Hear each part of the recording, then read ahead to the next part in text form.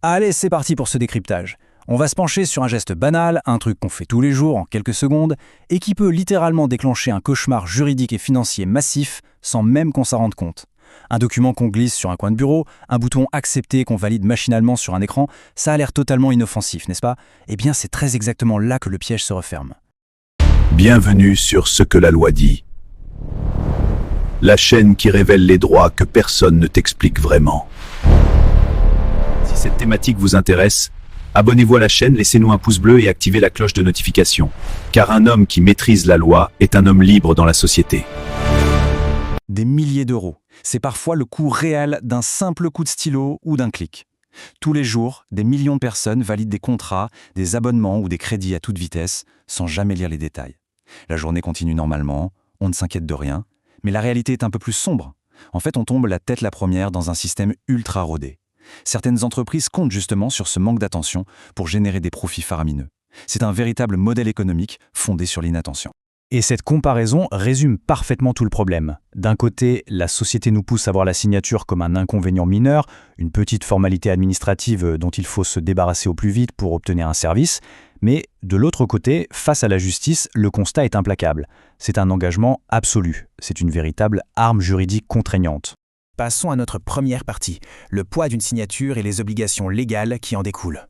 Ce qui est fascinant ici, c'est la puissance écrasante de l'article 1103 du Code civil français. Cette phrase, toute simple en apparence, signifie qu'une petite signature expédiée à la va-vite n'est pas qu'un vague accord formel. Ça devient littéralement une loi privée. Boum! En un instant, on s'enferme dans des obligations extrêmement strictes, sans aucune échappatoire facile. Et c'est justement là que les abus de droit entrent en scène.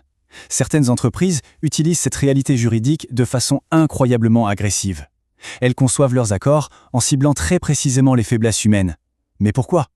Tout simplement parce qu'un contrat limpide, transparent et facile à lire, eh bien, ça pourrait rapporter beaucoup moins d'argent. Le flou, les engagements cachés, les renouvellements automatiques surprises, c'est 100% intentionnel. Ce qui nous amène directement à notre deuxième point, le redoutable piège des petits caractères. La mécanique qu'on observe ici est une véritable guerre d'usure psychologique. Le cheminement est pensé de A à Z pour épuiser le lecteur. On se retrouve face à des pages interminables, noyées sous un jargon technique indéchiffrable, le tout écrit en tout petit. Résultat, l'épuisement mental est total. On finit par craquer, on signe juste pour en finir, et on accepte aveuglement des frais invisibles et des limitations de responsabilité désastreuses. Mais attention, tout n'est pas perdu. C'est là qu'éduquer sur les droits fondamentaux prend tout son sens. Heureusement, le Code de la consommation agit comme un bouclier vital. Il interdit formellement ce que l'on appelle les clauses abusives. En clair, si une clause crée un déséquilibre absurde entre la multinationale et l'individu, la loi empêche purement et simplement son application, même si le document a été signé. C'est une protection en or massif. Et croyez-le, la justice a des dents. Les entreprises qui se font prendre à utiliser ces techniques trompeuses s'exposent à des retours de bâton fulgurants. On parle d'amendes très lourdes, du paiement de dommages et intérêts, voire de l'annulation complète des clauses problématiques. Dès qu'on maîtrise un peu les textes de loi, on a un pouvoir de riposte considérable. Plongeons maintenant dans la troisième partie, les abonnements et les crédits cachés, le véritable champ de bataille financier. Pour situer le problème, voici les 5 terrains de jeu favoris de ces pratiques. Ces secteurs industriels carburent à des modèles économiques qui reposent presque à 100% sur l'inattention du public et sa réticence à déchiffrer les fameux petits caractères. C'est très précisément ici que l'argent des consommateurs s'évapore en silence. Et le cas d'école parfait, c'est l'illusion de l'offre gratuite. C'est un décalage d'une efficacité glaçante. Ce qui démarre innocemment comme un petit essai sans risque se métamorphose juridiquement dans l'ombre en des mois ou des années de prélèvements discrets. Les taux sont nébuleux, les pénalités s'accumulent, bref, une machine implacable se met en marche, parfaitement validée par les conditions générales. Pourtant, la contre-attaque existe. Les professionnels sont soumis légalement à un devoir de transparence ultra strict. Concrètement, ça veut dire que ces pièges financiers sournois peuvent être contestés et annulés. L'astuce, c'est simplement d'avoir conscience que ces protections existent. Révéler ces obligations légales, c'est le premier pas pour neutraliser les abus.